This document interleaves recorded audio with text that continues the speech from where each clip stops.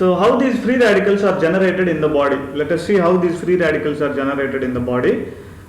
Free radicals are generated in normal oxidative metabolism. Free radicals are generated in normal oxidative metabolism due to leak of electrons.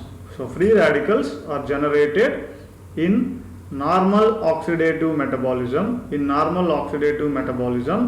due to leak of electrons about 1 to 4% of oxygen taken up in the body is converted to free radicals. So free radicals, about 1 to 4% of the oxygen that we breathe, is converted to free radicals formation. So free radicals are generated in normal oxidative metabolism only due to leak of electrons. So mitochondria, you know that mitochondria is responsible for electron transport chain. So in the mitochondria there is a lot of oxidase enzymes are there. There are 4 complexes including ATPase synthase. It is 5 complexes. So in the oxidative phosphorylation or electron transport chain, oxygen is required. That I have already told you. So this oxygen takes up one electron which is released during the electron transport chain. So this oxygen becomes O2 minus, superoxide radical. So this O2 minus, by taking another electron and 2 protons, it will become hydrogen peroxide. This hydrogen peroxide immediately by taking another by losing electron and proton, it becomes OH minus, means hydroxy radical, and it produces water here, and this water is required for the capturing of protons and electrons released from the other oxidase enzymes. So during the electron transport chain there is release of electrons and protons. So these electrons and protons are captured by the oxygen radical, and this oxygen is converted to superoxide, hydrogen peroxide, then hydroxy radical, and then to water. So this is how the electron transport is required for production of energy and ATP. So ATP is required as energy for the body. So there is continuous requirement of ATP production in the body.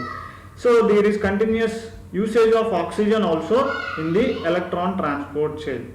So during this time, what happens during the electron transport chain? The transfer of 4 electrons from reduced cytochrome C to molecular oxygen is assisted by cytochrome C oxidase enzyme. So cytochrome C oxidase enzyme is involved in electron transport chain, and it aids in the transfer of 4 electrons from the reduced cytochrome C to molecular oxygen. So transfer of 4 electrons lead to safe product of water at the end of the electron transport chain. So site of electron escape appears to be ubiquinone and cytochrome C. So during this electron transport chain, what will happen? Electrons are transferred from a sequence of proteins, iron sulfur containing proteins, copper containing proteins. These things are there. They carry these electrons during the electron transport chain, that is contained by cytochrome and ubiquinone. These are part of the electron transport chain. So while transporting these electrons, they should hand over these electrons to finally to OH minus, so that they become water. It has to happen, but sometimes before handling of these electrons, what will happen? These electrons are leaked from the ubiquinone or cytochrome. They cannot be able to give it to hydroxy radical. So what will happen? The cytochrome C oxidase does not release partially reduced intermediates. So this crucial criteria meets by holding oxygen tightly between iron and copper atoms. Cytochrome C holds these electrons tightly with copper and iron. As a result, only some amount of protons or electrons are released to the formation of water. So what will happen? The other proteins that reduce oxygen are remarkably successful is not releasing the intermediates. So what will happen? The small amounts of superoxide and peroxyl radicals are unavoidably formed. So as a result, what will happen? Superoxide and peroxy radicals, they are formed because we cannot avoid, because this cytochrome C oxidase is holding these some of the oxygen some of the electrons. So flavoproteins linked to oxidases like xanthine oxidase, L-alpha amino oxidase are the enzymes. So these enzymes are linked to the flavoproteins. So reduction of iso-alloxazine ring of flavin nucleotides takes place in two steps via a semiquinone, means is a free radical intermediate. So if you see the action of xanthine oxidase acts on a compound called hypoxanthine and converts this hypoxanthine to xanthine. So here it requires oxygen and converts this oxygen into superoxide radical. So this is how free radicals are produced. Then respiratory burst. So NADPH oxidase enzyme in inflammatory cells produce superoxide anion by a process of respiratory burst during phagocytosis. So this is the deliberate production of free radicals by the body. So 10% of oxygen uptake by macrophage is used for free radical generation. Along with the activation of macrophages, the consumption of oxygen by the cell is increased, called respiratory burst. Along with the activation of macrophages, the consumption of oxygen by the cells is increased, then it is called respiratory burst. So through respiratory burst also there is chance for the production of free radicals. Now see here, generation of reactive oxygen species in macrophages, how it takes place. See, glucose by the enzyme glucose 6-phosphate dehydrogenase is converted to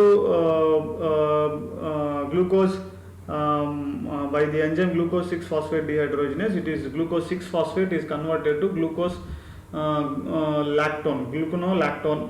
Okay, so that reaction is reducing, depends on NADPH. So during this reaction, the reducing equivalents are taken up, produced by the substrate. They are taken up by NADPH and it is converted to NADP plus.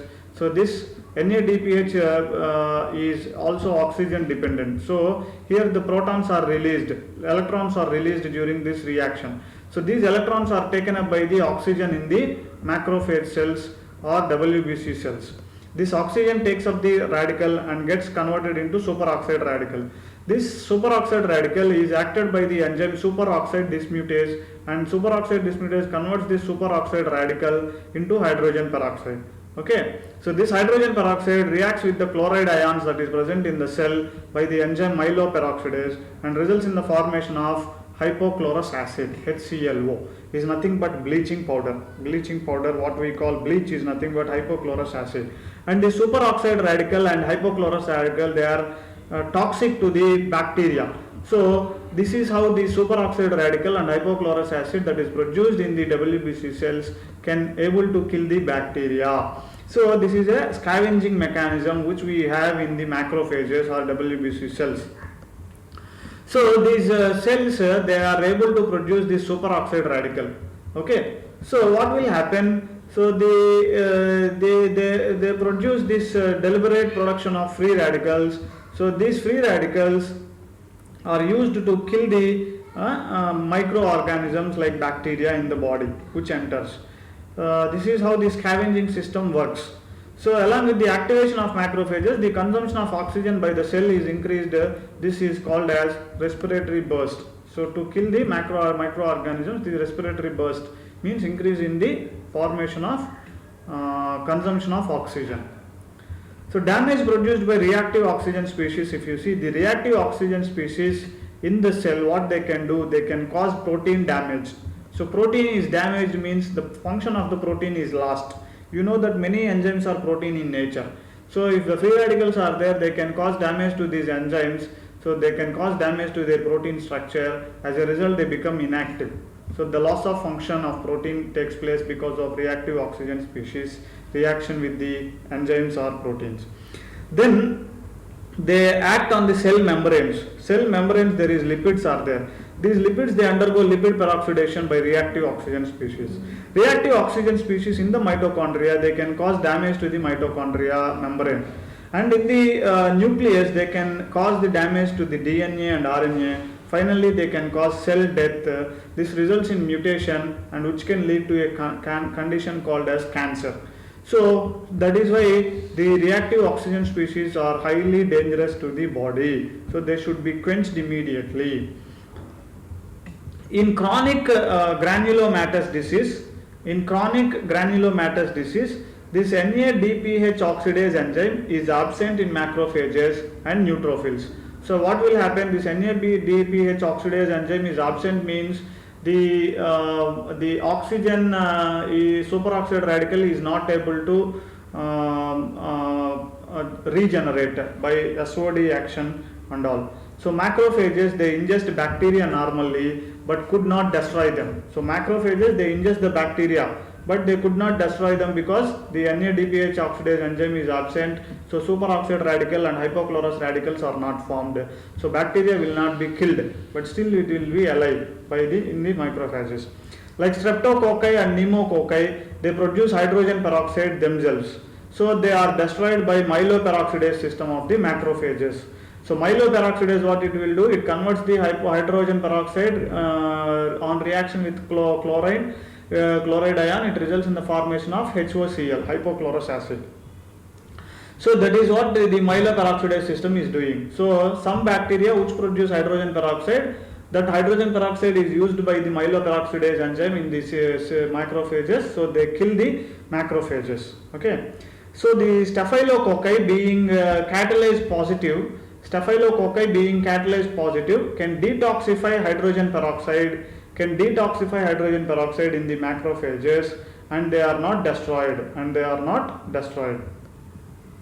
Hence, recurrent pyogenic infections by staphylococci are commonly seen in chronic granulomatous disease.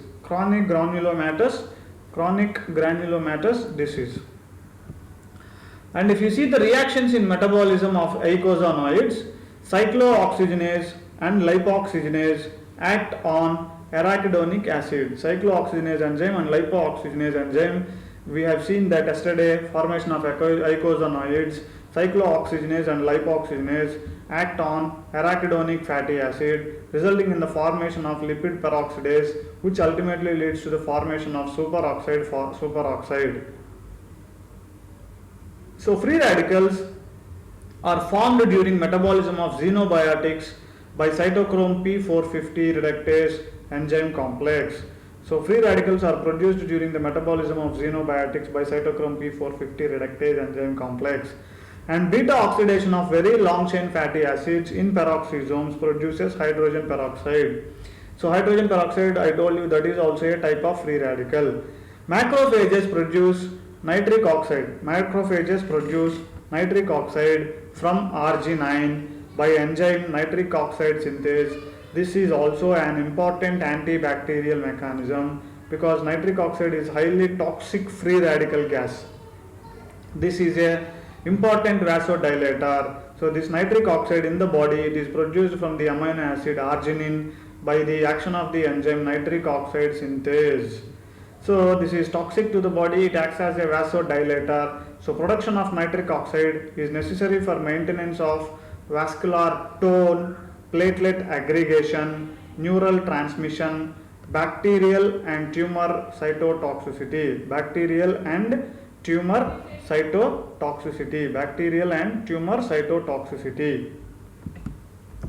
Then free iron producing free radicals. The capacity to produce tissue damage by hydrogen peroxide. Is minimal compared to other free radicals. The capacity to produce tissue damage by hydrogen peroxide is minimal compared to other free radicals. But in the presence of free iron, hydrogen peroxide can generate OH minus radical, hydroxy radical, which is highly reactive.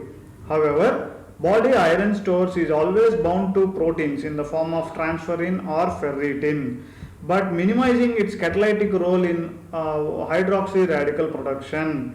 So usually iron is present in the form of transferrin, ferritin. Okay, so that is why iron is not freely available for hydrogen peroxide, so that free radical formation is less only. But if free iron is present, then it reacts with the hydrogen peroxide and generate hydroxy radical. So the transferrin and ferritin, since they trap the iron, it is not possible. So it minimizes the catalytic role in formation of hydroxy radical. Superoxide ion can release the iron from ferritin. Suppose if superoxide radical concentration is present in the cells, then it releases the iron from ferritin and makes the iron available for hydrogen peroxide, and Fe plus 2 becomes Fe plus 3 and hydrogen peroxide becomes OH minus. So free radicals, hydroxy free radicals are formed.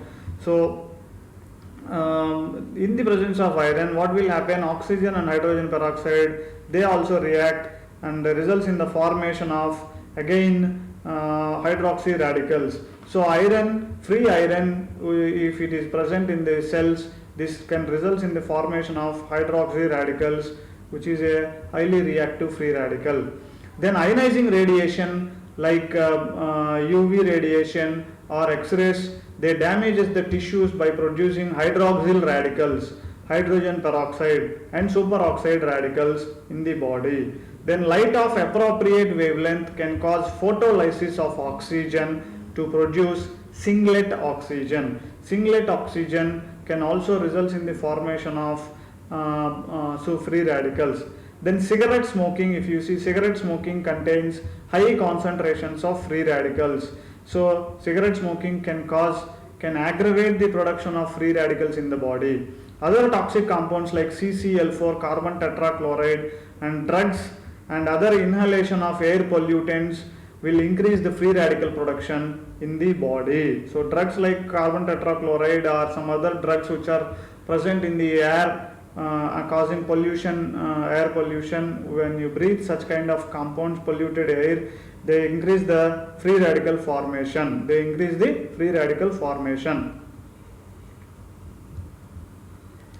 So that is about free radical formation. That is about free radical generation in the body by various mechanisms. Then lipid peroxidation. Then you should know about the lipid peroxidation.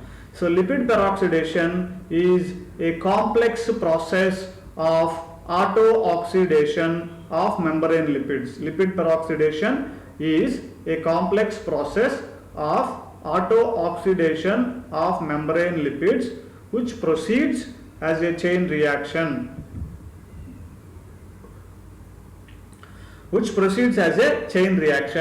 And a wide range of products are formed in variable amounts. So lipid peroxidation is a complex process of auto-oxidation of membrane lipids, which proceeds as a chain reaction, and a wide range of products are formed in variable amounts, The major products of lipid peroxidation, if you see, alpha beta unsaturated reactive aldehydes, 4-hydroxy 2-nonenal HNE, then malone dialdehyde, 2-propanol isoprostanes are the major products that are produced in lipid peroxidation. So in the lipid peroxidation, what will happen? Auto-oxidation of membrane lipids will take place. As a result, this takes place as a chain reaction and results in wide range of free radical products that are formed, like alpha beta unsaturated reactive aldehydes are produced, 4-hydroxy 2-nonenal, then malone dialdehyde, 2-propanol isoprostanes are produced. So these compounds, they act on polyunsaturated fatty acids present in cell membranes, and they are also destroyed by peroxidation. So this occurs in 3 phases: initiation phase, propagation phase, and termination phase. Initiation phase, what will happen? Production of carbon-centered free radical or lipid peroxide free radicals takes place in the initiation phase. So here you can see here, this is a fatty acid COOH. Okay, so hydroxy free radical reacts with the fatty acids fatty acid, and they remove the fatty acid, and the hydrogen, they take the hydrogen and forms water. Okay, similarly this ROOH means another fatty acid, carboxylic group present in the fatty acid reacts with the metal ion and results in the formation of COO minus and H plus. So this R minus and ROO minus are degraded to malone dialdehyde compound. So it is estimated as an indicator of fatty acid breakdown by free radicals in lipid peroxidation. Then propagation phase, what will happen? The carbon centered radical rapidly reacts with the molecular oxygen, forms peroxyl radical which can attack another polyunsaturated fatty acid. So ROO minus reacts with another fatty acid, then it converts this fatty acid into ROOH plus R minus. So again another fatty acid will become free radical. So one free radical generates another free radical in the neighboring molecule, and this goes on like a chain reaction. So this is how the chain reaction is propagated. So termination, the above reaction would proceed unchecked till a peroxyl radical reacts with another peroxyl radical to form inactive products. So this causes the termination. So peroxyl radicals, these peroxyl radicals, what will happen? They react themselves and form inactive products. So till then continuously this propagation phase, chain reaction will be going on and disturbs all the membrane lipids, leading to lipid peroxide formation, lipid peroxides. So as a result, the membrane lipids all are they lost their original nature, and they become the integrity of the RBC, the membranes will be lost. As a result, cell membrane permeability will be altered, which can cause leakage of the cell contents and results in the death of the cell. If you see the clinical significance of free radicals, chronic inflammation like chronic ulcerative colitis, chronic glomerulonephritis and rheumatoid arthritis, what will happen? The self-perputated by free radicals released by neutrophils. Both corticosteroids and non-steroid drugs interfere with the formation of free radicals and interrupt the disease process. They interfere with the formation of free radicals and interrupt the disease process. In acute inflammation, activated macrophages produce free radicals, and respiratory burst increases the NADPH oxidase are seen in macrophages and neutrophils in case of acute inflammation. And respiratory disease, in the release of free radical by activated neutrophils can be seen in respiratory diseases. In premature infants, prolonged exposure to high oxygen concentration causes bronchopulmonary dysplasia. So ARDS, acute respiratory distress syndrome. In acute respiratory distress syndrome, neutrophils are recruited to lungs, which subsequently releases the free radicals. Then cigarette smoking contains lot of free radicals, so it enhances the emphysema and results in the production of alpha-1 protease inhibitor deficiency. So it inhibits alpha-1 protease. As a result, they go in a state called emphysema. In the disease of the eye, in premature infants treated with the pure oxygen for long time, retrolental fibroplasia or retinopathy of prematurity is seen in case of premature infants who are treated with pure oxygen. Free radicals cause thromboxane release, which is sustained vascular contracture and cause cell injury. Cataract is also partly due to photochemical generation of free radicals only. Then reperfusion injury significantly contributes to myocardial and cerebral infarctions. Reperfusion injury after myocardial ischemia is caused by free radicals. This ischemia reperfusion injury is given. So in ischemia reperfusion injury, what we will do? There is What we call reperfusion means we give oxygen therapy because they are suffering from oxygen supply. They are suffering from the less amounts of oxygen. So in that we give the oxygen. So oxygen, what it will do, the oxygen will become superoxide radical and reacts with the hydrogen peroxide, and this results in the formation of POD. So since it is peroxidase enzyme is blocked, so what will happen, this hydrogen peroxide is converted to hydroxy radical in case of ischemia reperfusion injury. Then shock related injury, free radicals can cause damage membrane by lipid peroxidation. So release of leukotrienes from platelet and protease from macrophages cause increased vascular permeability, leads in tissue edema. Then atherosclerosis and myocardial infarction, LDL cholesterol promote this atherosclerosis. So LDL are deposited under the endothelial cells which undergo oxidation by free radicals, and they attract macrophages, then converted to foam cells. This initiates atherosclerotic plaque formation in the endothelial cells. So peptic ulcers, superoxide anion involved in formation of ulcer. Superoxide anion involved in formation of ulcer. H. pylori infection. In that infection, what will happen? Perpetuates the disease. This infection potentiates macrophages oxidative burst, leading to the tissue destruction. So this can be the reason for peptic ulcer. The skin disease, sunlight acting on porphyrins produce singlet oxygen, and this trigger inflammation reaction leading to erythema and eruptions. So it can cause, free radicals can cause skin diseases. Cancer. So due to mutagenic property, free radicals produce DNA damage, which can lead to somatic mutation and malignancy. So cancer can be treated by radiotherapy, which produces reactive oxygen species in cells, which triggers the cell death. Then other general effects, if you see, reactive oxygen molecular species, they react with oxygen metabolite. They play a vital role in degenerative brain disorders such as Parkinsonism, Alzheimer's dementia, multiple sclerosis, or certain disorders which are associated with the brain development. So the reactive oxygen species or free radicals play an important role in the development of Parkinsonism, Alzheimer's dementia, and multiple sclerosis.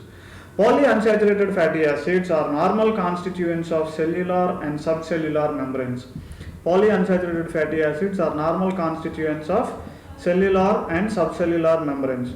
Integrity of the cell is affected by peroxidation of polyunsaturated fatty acid.